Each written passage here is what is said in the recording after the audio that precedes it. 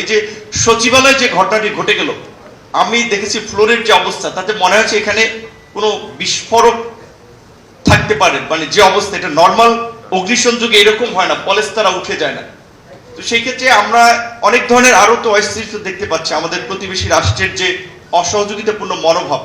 সেক্ষেত্রে আমাদের একটা জাতীয় ঐক্য খুবই প্রয়োজন, কিন্তু জাতীয় ঐক্যে আমি স্পষ্টতই কিছুটা বিভাজন দেখতে পাচ্ছি।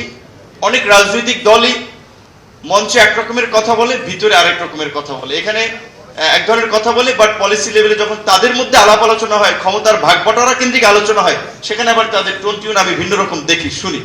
সেক্ষেত্রে যেটা আমাদের প্রধান উপদেষ্টা বলেছে যে ন্যূনতম সংস্কার যদি আপনারা চান, তাহলে আগামী বছর শেষের দিকে একটা ইলেকশন হতে পারে, তাহলে ন্যূনতম কিংবা এর চেয়ে যদি আমরা ধরি মাঝারি ধরনের সংস্কার ক্ষেত্রে আমরা কি কি সংস্কার মিনিমাম চাই। আমরা একটা জবাবদিহিতামূলক আইন শৃঙ্খলা বাহিনী চাই। এখন যেভাবে পুলিশ কিংবা প্রশাসনে অনেকে এবার একেবারেই প্রো বিএনপি জামাত হয়ে যাচ্ছে, তো সবাই দাবি করছে যে তারা বঞ্চিত। তো তারা যদি আবার আরেকটা রাজনৈতিক দলেরই প্রশাসনে থেকে প্রতিনিধিত্ব করতে চায়, তাহলে এই প্রশাসন তো হাসিনার প্রশাসনের চেয়ে বেটার কিছু হবে না।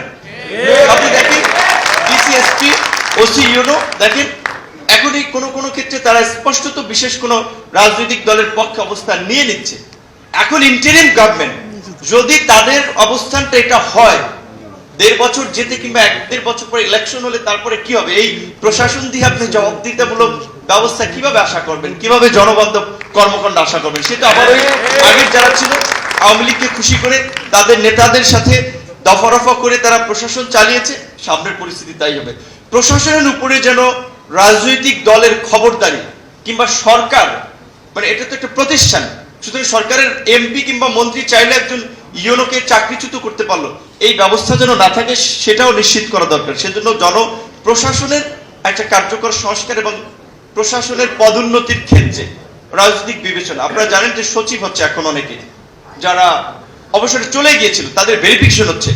অর্থাৎ তারা যদি ধরেন আমাদের এই আন্দোলন সংগ্রামের স্পিডের পক্ষে লোক হয়, তাদেরকে আমরা পদোন্নতি দিচ্ছি। রাজনৈতিক সরকারে সে কি করবে? রাজনৈতিক সরকার কি তার বিরোধী? এখন তো আওয়ামী লীগ নাই, আওয়ামী লীগ হাওয়া, এখন তো আমরা বিরোধী দলগুলো আছি। তাহলে এখানে একটা পক্ষ সরকার গঠন করবে, আরো অনেকগুলো পক্ষ বিরোধী হবে। তাহলে রাজনৈতিক সরকার যদি ভেরিফিকেশন করে, সে কি দেখবে যে তার মতের লোক আছে কিনা, না হলে তাকে সচিব পদে পদোন্নতি দেওয়া হবে না, জয়েন্ট সেক্রেটারি করা হবে না। তো এই যে আমলাতন্ত্রের খালি দোষ দিচ্ছেন, আমলাতন্ত্রকে তো করাপ্টেড কিংবা পলুটেড তো রাজনীতিবিদই আমরা করে দিচ্ছি। ঠিক এই আমলাতন্ত্রের সংস্কার ছাড়া জবাবদিহিতামূলক কিংবা জনবান্ধব প্রশাসন সম্ভব নয়। নির্বাচনের প্রশ্নে 91-90 কথা ধরেন, 3 জোটের রূপরেখা ছিল, 2 দলই ক্ষমতায় ছিল, কেউ কি রেখেছিল কথা? রাখে নাই। সেক্ষেত্রে নির্বাচনী ব্যবস্থার প্রশ্নে যেন আমরা একটা নির্বাচনকালীন সরকার নিয়ে ঐক্যমত্যে পৌঁছাতে পারি যে নির্বাচনের সময় আমার কি ধরনের সরকার হবে, এবং এটা সংবিধানের প্রয়োজনে ইনসার্ট করা, যে সেটার একটা এই সরকারের মাধ্যমেই আমরা একটা ঐক্যমত্যে পৌঁছাতে পারি নির্বাচনকালীন সরকার বিষয়ে। এবং নির্বাচন কমিশনের স্বাধীন ক্ষমতা শক্তিশালী করার বিষয়ে অনেকদিন ধরে আলাপ আলোচনা আসছে। সেক্ষেত্রে কি কি পদক্ষেপ নেওয়া যেতে পারে, সেই বিষয়গুলো এখন তো এই সরকারের মাধ্যমে অন্তত আমরা করতে পারি। এবং বিশেষ করে মৌলিক সংস্কারের ক্ষেত্রে এখন আওয়ামী লীগের গত 16 বছরে শিক্ষা, স্বাস্থ্যের যে সংস্কৃতির যে চিত্র দেখে আমরা আওয়ামী লীগের তো মুক্তিযুদ্ধের আওয়ামী বয়ান বলতে হবে, যে মুক্তিযুদ্ধের একটা ন্যারেটিভ তারা তৈরি করেছিল, কালচারাল একটা ন্যারেটিভ উইথ ইন্ডিয়ান হেজিমনি তারা এখানে এস্টাবলিশ করেছে।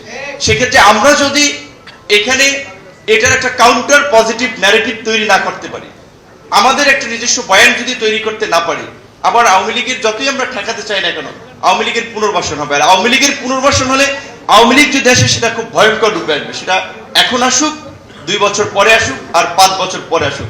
তাই আমি সকলকে অনুরোধ করব, নির্বাচনের চ্যাপ্টারটা আমরা আলাপ আলোচনার মধ্যে দিয়ে একটা মানে টেবিলে রাখি, এটা নিয়ে পাবলিকলি খুব বিতর্ক বা পাবলিকলি নিয়ে না আসি যে আবার আন্দোলনই করা লাগবে ভোটের জন্য, নির্বাচনের জন্য। আন্দোলন তো কিছুদিন আগেই করলাম, আমরা সবাই বলছি উইথ বিএনপি চেয়ারপারসন, জামাতের আমাদের সরকার। তাহলে আমাদের সরকারের কাছে আবার ভোটের জন্য কেন আমাদের 5ই অগস্টের মতো আবার আন্দোলন করা লাগবে? এই দৃষ্টিভঙ্গি পরিবর্তন করে এখন জাতীয় ঐক্যমত্যের ভিত্তিতে সংস্কারটা করা আমাদের জরুরি। তার জন্য যে সময়টা দরকার, আমার মনে হয় এখানে রেজওয়ান আপাকে আমরা দেখতে পাচ্ছি, আদিল ভাই ছিলেন, সুনির্দিষ্টভাবে তাদের একটা মেয়াদ উল্লেখ করা দরকার যে এই সংস্কারগুলো যদি আপনারা চান তাহলে 1 বছর কিংবা 2 বছর, এবং এই 1-2 বছর আমাদের সরকারকে নিয়ে কোনো কোশ্চেন না করে তাদেরকে সহযোগিতা করে সংস্কারটা সফল করা দরকার।